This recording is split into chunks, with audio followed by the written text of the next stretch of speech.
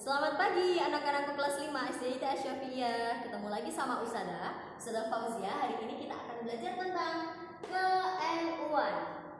Nah, baiklah, karena KN1 hari ini adalah materi pertama yang kita bahas pada semester ini, kita akan mulai dengan nilai dasar Nahdlatul Ulama.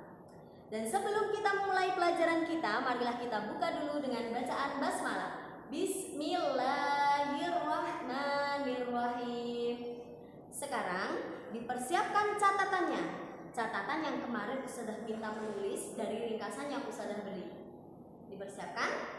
Nah, kita mulai dengan nilai dasar Nahdlatul Ulama.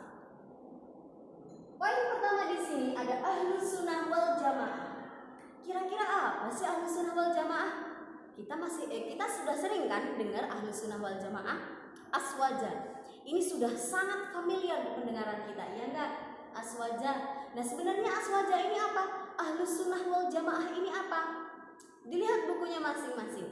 Ahlus Sunnah wal Jamaah merupakan ajaran Islam yang murni, yaitu ajaran Islam yang berdasarkan pada Al-Quran Al-Karim, Sunnah Nabi Muhammad SAW, dan Sunnah Khulafaur Rasyidin. Ini maksudnya gimana, Ustazah? Jadi, Ahlus Sunnah wal Jamaah adalah ajaran Islam yang benar-benar sesuai dengan apa yang dilaksanakan oleh Rasul, yang diperintahkan oleh Rasulullah, dan sesuai dengan Al-Quran Al-Karim. Paham? Jadi tidak menyimpang, tidak jauh dari apa yang mudahnya, tidak jauh dari apa yang dilakukan oleh Rasul. Seperti itu namanya Ahlus Sunnah wal Jamaah. Jadi kita mengikuti Rasul, kita mengikuti apa yang diperintahkan Rasul, kita mengikuti apa yang dilaksanakan oleh Rasul. Kemudian kemarin Ustazah memberikan satu ayat Al-Quran yang berkaitan dengan Ahlus Sunnah wal Jamaah, perintah kita supaya mengikuti apa yang dilaksanakan Rasul. Surat apa? Al-Hasyr ayat 7. Bunyinya Bismillahirrahmanirrahim. Wa ma atakumur rasul fakhudhuhu wa ma nahakum anhu fantahu. Wattaqullah innallaha syadidul iqab. Artinya apa? Dan apa yang diberikan Rasul? Wa ma atakumur rasul. Dan apa yang diberikan Rasul kepadamu, fakhudhuhu, maka terimalah, lakukanlah, terimalah, khudhu, ambillah. Wa ma nahakum anhu, dan apa yang dilarang kepada kalian, apa yang dilarang Rasul maksudnya kepada kalian, fangtahu, maka jauhilah. Wattaqullah, dan bertakwalah kepada Allah. Innallaha syadidul iqab, sesungguhnya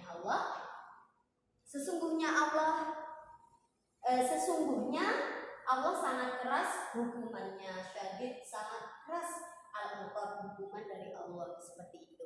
Itu menunjukkan bahwa kita diperintahkan untuk mengikuti apa yang diperintahkan oleh Rasul, apa yang dilakukan oleh Rasul, seperti itu. Paham ya?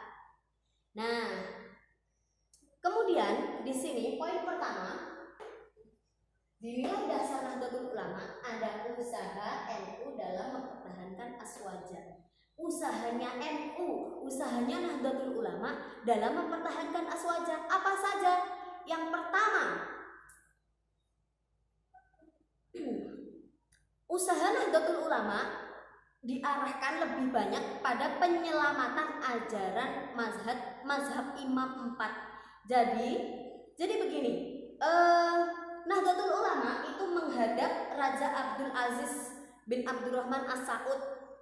Nah, kenapa menghadap? Beliau mengirim surat kepada Raja Abdul Aziz ini, yakni surat berisi permohonan kepada Raja Hijaz dan Najd supaya memberi kebebasan terhadap bermadhab. Jadi untuk penyelamatan 4 madhab. Madhab apa? Imam Syafi'i, Hanafi, Hambali, Maliki. Jadi perannya NU dalam mempertahankan aswaja yakni mengupayakan penyelamatan 4 madhab ini, khususnya diarahkan kepada Raja Hijaz dan Najd tersebut. Isi suratnya gimana? Kemarin sudah Ustazah catatkan di ringkasan kalian. Yang pertama, agar kebebasan bermadhab tetap diberlakukan di negeri Hijaz. Jadi bermadhab gak ada pelarangan. Jadi mau menganut 4 madhab ini, Syafi'i, Maliki, Hambali, Hanafi, ini tidak ada pelarangan dengan mengikuti salah satu dari 4 madhab ini. Karena itu hendaknya dilakukan giliran antar imam-imam sholat Jumat di Masjidil Haram, dan tidak ada larangan bagi masuknya kitab-kitab yang berdasarkan 4 madhab tersebut. Jadi perannya NU dalam mempertahankan aswaja yakni memperjuangkan 4 madhab ini supaya tetap bisa diikuti, khususnya di tanah Mekah. Di Masjidil Haram juga diharapkan supaya 4 madhab ini menjadi imam ketika sholat Jumat di Masjidil Haram, seperti itu. Kemudian poin yang kedua suratnya yakni agar tetap dilestarikannya tempat-tempat bersejarah yang sudah dikenal oleh masyarakat Islam. Jadi itu permohonannya NU dalam mempertahankan aswaja. Kemudian setelah Raja Hijaz dan Najd ini dikirimi surat, kira-kira mereka ini gimana? Mereka juga membalas surat. Isinya apa? Yang pertama, sekalipun penguasa Hijaz dan Najd, yakni Saudi Arabia sana maksudnya, beraliran Wahabi. Kenapa begitu? Karena sebenarnya umumnya daerah Saudi Arabia itu beraliran Wahabi. Jadi bukan Maliki, Syafi'i, Hambali seperti ini, bukan, berbeda. Jadi mereka beraliran Wahabi. Nah, meskipun mereka beraliran Wahabi, akan tetapi mereka akan tetap bersikap adil serta melindungi ajaran madhab 4. Jadi intinya Raja Hijaz dan Najd di sini mereka menyetujui untuk madhab Imam 4 di sini tetap berlaku, tetap dianut oleh orang-orang khususnya yang berada di Saudi Arabia, dan juga tetap diterapkan di Saudi Arabia, seperti itu. Kemudian poin kedua, jawaban dari surat dari Raja Hijaz. Pengajaran paham Ahlus Sunnah wal Jamaah tidak dilarang karena sudah berlangsung di Masjidil Haram sejak dulu. Jadi tidak ada pelarangan untuk berlangsungnya pengajaran paham Ahlus Sunnah wal Jamaah ini di sana.